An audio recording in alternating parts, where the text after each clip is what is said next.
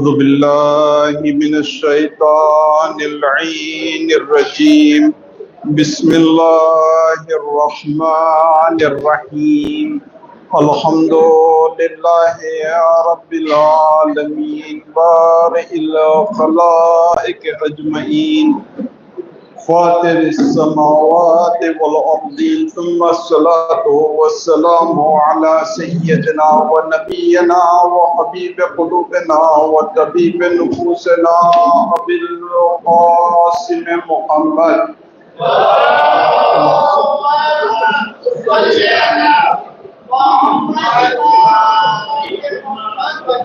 وعلى آله الطيبين الطاهرين المعصومين المظلومين ولعنة الدائمة الباقية على أعدائهم أجمعين أما بعد قال سبحانه وتعالى في كتابه الكريم قوله الحق وهو أصدق الصادقين بسم الله الرحمن الرحيم فاعتبروا يا أولي الأبصار ایک باواز بلند صلوات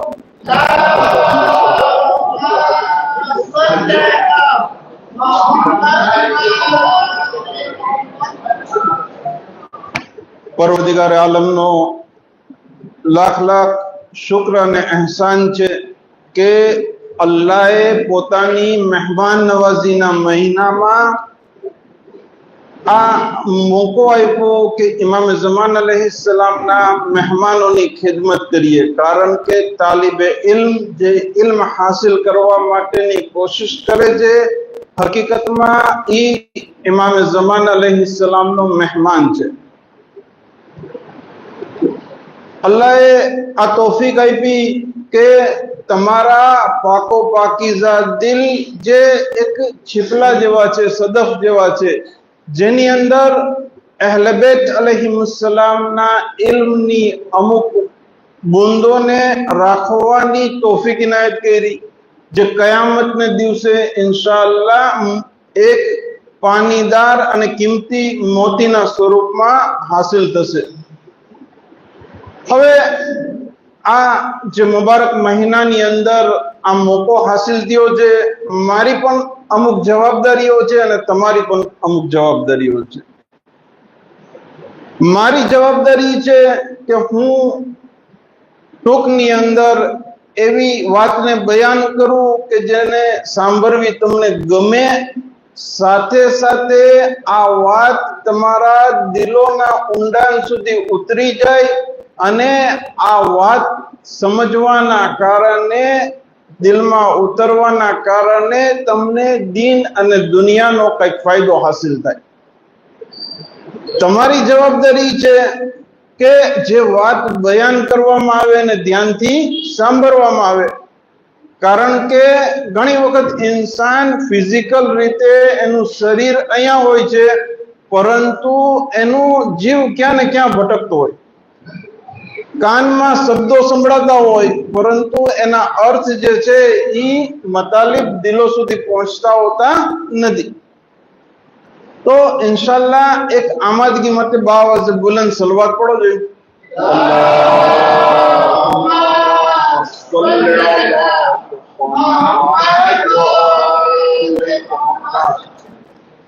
સરસ. હવે ઘણી વખત આ સવાલ પેશ આવે છે અને ઘણા નવજવાન લોકો આ સવાલ પૂછે છે. ક્યારેક એવું બને કે કોઈ પ્રશ્ન એની પાસે આવે, આ પ્રશ્નનો જવાબ હાસિલ કરવા માટે કોશિશ કરે તો અનેક જગ્યાઓએથી અલગ અલગ જવાબ હાસિલ થાય. હવે જ્યારે આવી રીતે અલગ અલગ જવાબ હાસિલ થાય ત્યારે આમાં કયો જવાબ સાચો છે, જેના ઉપર અમલ કરવાના કારણે ફાયદો થશે, એ નક્કી કરવું મુશ્કેલ થઈ જાય. તો આ પ્રશ્નનો હલ કેવી રીતે કરવો, એના માટે થઈને જ અમુક ઇન્શાઅલ્લાહ નુકાત તમારી ખિદમતમાં બયાન કરશું આપણે. જો હું આ આયતની તિલાવત કરી છે, ફાતબિરુ યા ઉલિલ અબસાર, એ ઉઘાડી આંખો ઇબરત હાસિલ કરો. એના ઝિમ્નમાં એક રિવાયતને નકલ કરું છું. આ રિવાયત જે છે અનવારની અંદર અલ્લાહના રસૂલથી નકલ કરવામાં આવેલી છે. રસૂલુલ્લાહ યકુલુ અતાની જબ્રાઈલ, અલ્લાહના રસૂલ કહે છે કે મારી પાસે જિબ્રાઈલ અલૈહિસ્સલામ આવ્યા. ફકાલ યા મુહમ્મદ, અને કીધું કે એ મુહમ્મદ સલ્લલ્લાહુ અલૈહિ વઆલિહ સતકૂન અલ્લાહુમ્મા સલ્લી અલા મુહમ્મદ વ આલિ મુહમ્મદ વ અજ્જલ ફરજહુમ. સતકૂન ફી ઉમ્મતિકા ફિતનતુન, નજદીકમાં જ શું થશે? તમારી ઉમ્મતમાં ફિતના ફસાદ થશે. ફકુલતો ફમલ મખરજ, એટલે અલ્લાહના રસૂલ કહે છે કે મેં જિબ્રાઈલને સવાલ પૂછ્યો કે આ ફિતના ફસાદમાંથી નીકળવા માટેનો રસ્તો શું છે? ફમલ મખરજ મિનહા ફકાલા કિતાબુલ્લાહ, ફકાલા કિતાબુલ્લાહ ફીહે બયાનુન મા કબલકુમ વ ખબરો મા બાદકુમ વ एक बाबा से बुलंद सलावत पढ़ जो जी, अल्लाहुम्मा सल्ली अला मुहम्मद व अला मुहम्मद व अज्जल फरजहुम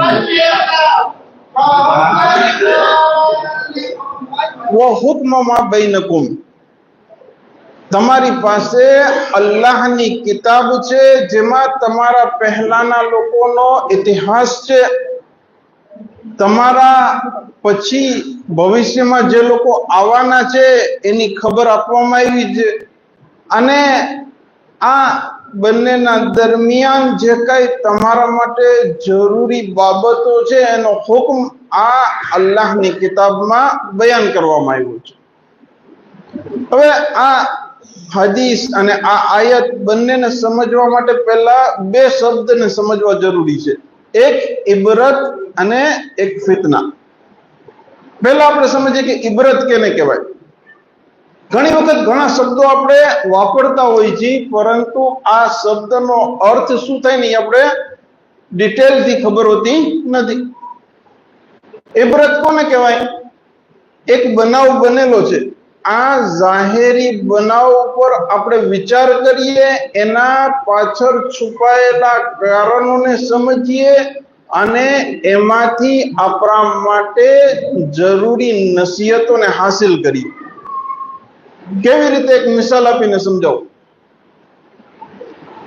નવી જ મિસાલ આપું એટલે બરોબર આ વાત જે છે એ આપણા મગજમાં બેઠી જાય. હમણાં 2-3 દિવસ પહેલા તમે લોકોએ સમાચારમાં સાંભળ્યું હશે કે એક દેશનો પ્રેસિડેન્ટ બીજા દેશમાં જાય છે અને મુલાકાત કરે છે, ત્યારે આ મુલાકાત દરમિયાન જે પાવરફુલ લોકો ગણાતા હતા એ આની બેએહતરામી કરી, એનો ehતરામ જાળવ્યો નહીં. આખી દુનિયામાં બધી જગ્યાએ મીડિયામાં ચર્ચાનો વિષય બની. હવે આ જાહેરી બનાવ છે, આ જાહેરી બનાવ છે એની પાછળના કારણો શું છે? તો કે આ એક દેશના માણસોએ બીજા દેશના માણસો ઉપર ભરોસો કર્યો કે આ લોકો આપણી મદદ કરશે ને તો ઇન્શાલ્લાહ કઈ વાંધો નહીં આવે. ઇન્શાલ્લાહ હું કહું છું, એ લોકોએ કીધું નહીં, કારણ કે એ તો અલ્લાહને માનતા નથી, બરોબર ને? આ લોકો ઉપર આપણે ભરોસો કરશું, આ આપણો સાથ આપશે એટલે આપણે કોઈ વાંધો નહીં આવે. દુનિયાને ગમે એવી સુપર તાકાત હશે એની સામે આપણે લડશું અને કઈ કરતા કઈ પ્રોબ્લેમ નહીં થાય. ભરીને હથિયાર, પૈસા વગેરે બધું આપ્યું. હવે આ દેશનો પ્રેસિડેન્ટ બદલાનો, એને એમ લાગ્યું કે હવે આની પાછળ બહુ ખર્ચો કરવા જેવો નથી, આ જે પૈસાનું આપણે રોકાણ કર્યું છે ને એ પાછા મેળવી લઈ, એટલે એને એના ઉપર દબાણ નાખ્યું. બરોબર છે કે દાખલા તરીકે અમે તને 100 રૂપિયા આપ્યા હતા, 150 રૂપિયા પાછા આપી દે. શું કામ? કારણ કે અમે કઈ મફતમાં રોકાણ કરવા માંગતા નથી. આ જ્યારે બનાવ વિશે આપણે વિશ્લેષણ જાણીએ ને તો આનાથી આપણા જીવનમાં આપણે નસીહત હાસિલ થાય કે જે માણસ ફક્ત અને ફક્ત પોતાના ફાયદા વિશે વિચારતો હોય ને, જ્યારે એ આપણી કઈ મદદ કરે ને તો આપણે ચોંકી જવું જોઈએ કે આ માણસ જે આપણી મદદ કરી રહ્યો છે ને, જરૂર કંઈક ને કંઈક એની પાછળ એનો ફાયદો હોવો જોઈએ. આ ઇબરત કહેવાય, આ નસીહત હાસિલ કરી કહેવાય. હવે આપણે જોઈએ કે લફ્ઝે ફિતના, ફિતના એટલે શું? ફતના ઉપરથી બનેલું છે. ફતના અરબીનો ફેલ છે. શેના માટે વપરાય છે? સોનું જ્યારે ચોખ્ખું કરવા માટે રિફાઇનરીની અંદર લાવવામાં આવે, એને ખૂબ ગરમ કરી અને ખાલી સોનું બીજી વસ્તુઓથી અલગ કરવામાં આવે ને, એને કહેવાય ફતના. હવે આ ફિતના એટલે શું છે? તો કે ફિતના હકીકતમાં ઇન્સાનને એની લાયકાતોને ખીલાવી નાખે છે, એને આગળ વધારે છે જીવનની અંદર. દાખલા તરીકે એક ઇન્સાન ઉપર મુસીબત આવે છે તો આ મુસીબતથી બહાર નીકળવા માટેની કોશિશ કરે છે. એમાં શું છે? એ પોતાની જે લાયકાતો છે એને વિકસાવે છે, આગળ આવે છે. એટલા માટે છે બલાને શું કીધું? ફિતના કીધું. ઇમ્તિહાનને પણ ફિતના કહેવામાં આવે છે. એવી જ રીતે લફ્ઝે ફિતના એવી જગ્યાએ વપરાય છે કે જ્યાં સમાજની અંદર એવી ઉથલ પાથલનો જમાનો આવી જાય ને કે ખબર ન પડે કોનો સાથ આપવો ને કોનો સાથ ન આપવો. મશહૂર અને મારૂફ અમીરુલ મોમિનીનની હદીસ છે ને, કોન ફિલ ફિતનતે કઇબ્ન લબુન, કે જ્યારે ફિતનાનો જમાનો હોય ત્યારે ઊંટનીના નાના બચ્ચા જેવા થઈ જાવ, તમારો કોઈ ગેરફાયદો ઉપાડી શકે નહીં. હવે આ ફિતનાના ત્રણ અર્થ આપણે જાણ્યા. ફિતનો એટલે શું છે? બલા, મુસીબત, અને એક એવો જમાનો આવે સમાજની અંદર, એવી ઉથલ પાથલ હોય કે આપણે ખબર ન પડે કોનો સાથ દેવો ને કોનો સાથ ન દેવો. અલ્લાહના રસૂલ ફરમાવે છે કે જિબ્રાઈલે મને સમાચાર આપ્યા, મારી ઉમ્મતમાં આવો સમય આવશે, અને આવો સમય જ્યારે આવશે ત્યારે આ ફિતના ફસાદમાંથી નીકળવા માટેનો બહેતરીન રસ્તો શું છે? અલ્લાહની કિતાબ સાથે જોડાયેલા રહેવું. આ અલ્લાહની કિતાબથી આપણે જો જોડાયેલા રહેશું તો આ ફિતનામાંથી આપણે બહાર નીકળી શકશું. કેવી રીતે? એક બાબા સાહેબ બોલે સલવાત કરો તો ટાઈમ જોઈ લો.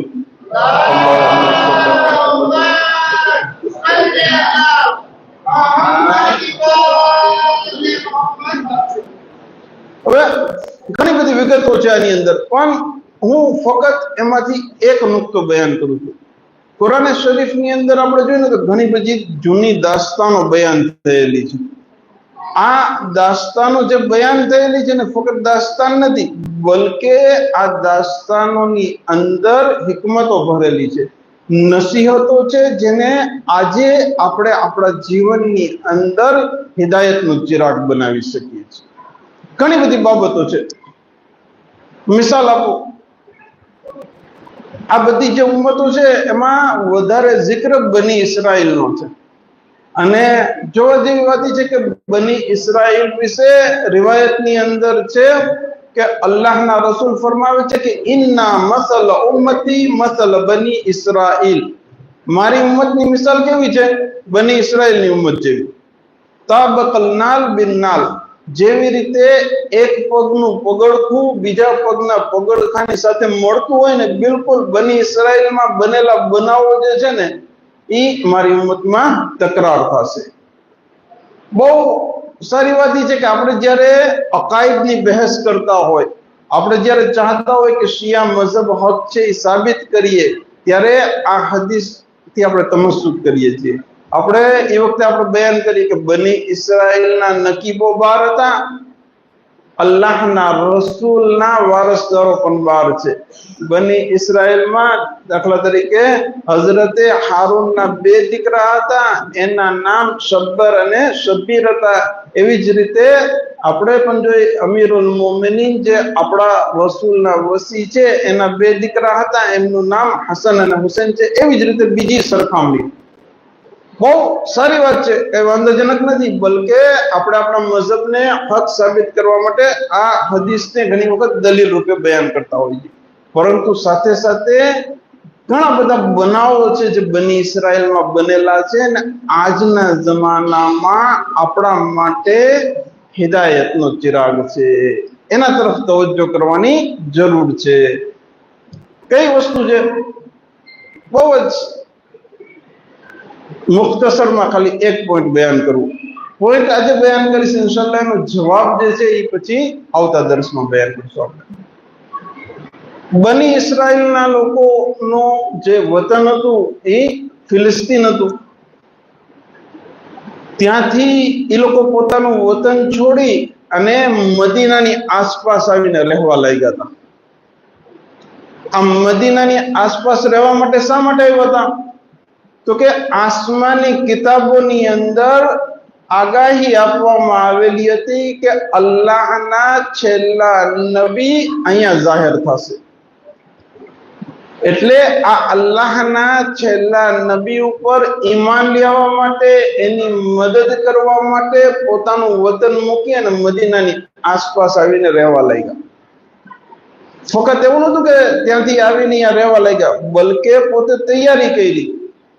કેવી તૈયારી કરી?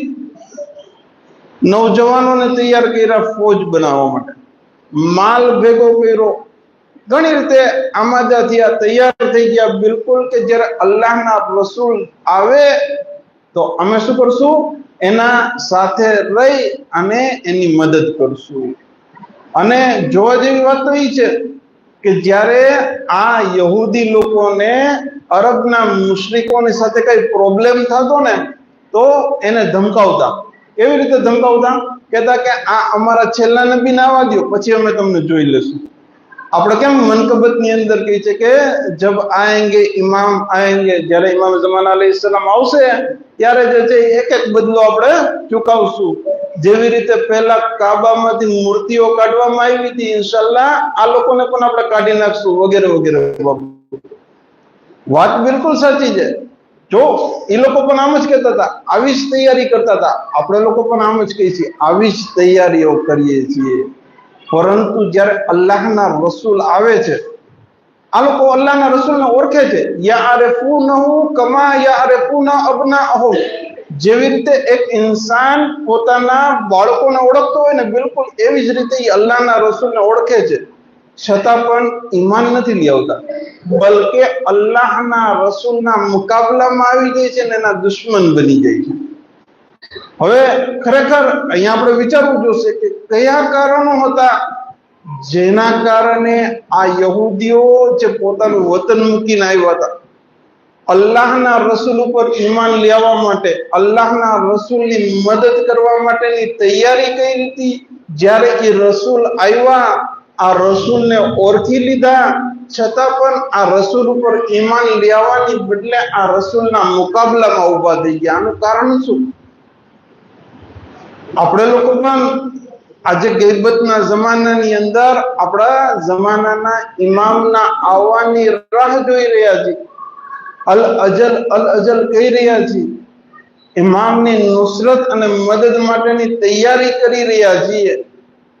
ક્યાંક એવું ન બને કે બની ઇસ્રાયલનો આ બનાવ જે છે ને તકરાર થાય આપણી ઉમ્મતની અંદર, કે જ્યારે આપણા જમાનાના ઇમામ આવે, આપણે એને ઓળખી લઈ, છતાં પણ એની મદદ કરવાની બદલે, એમનો સાથ આપવાની બદલે ક્યાંક એવું ન બને કે આપણે પણ જે છે નઉઝુબિલ્લાહ અસ્તગફિરુલ્લાહ ઇમામના મુખાલિફોમાં થઈ જાય. આવું ન બને એના માટે આપણે શું કરવું જોઈએ?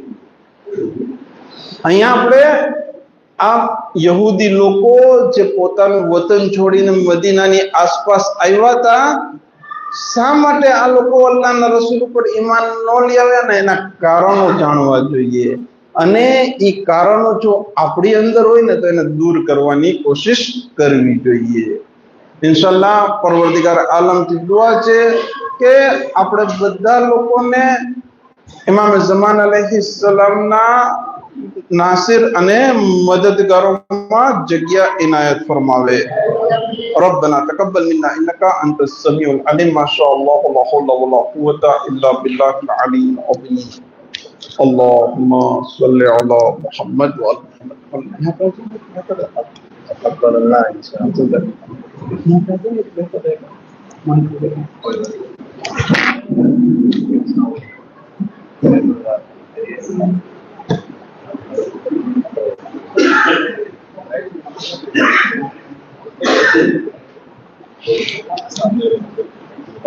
बच्चे આગળ આપણે શું કરે છે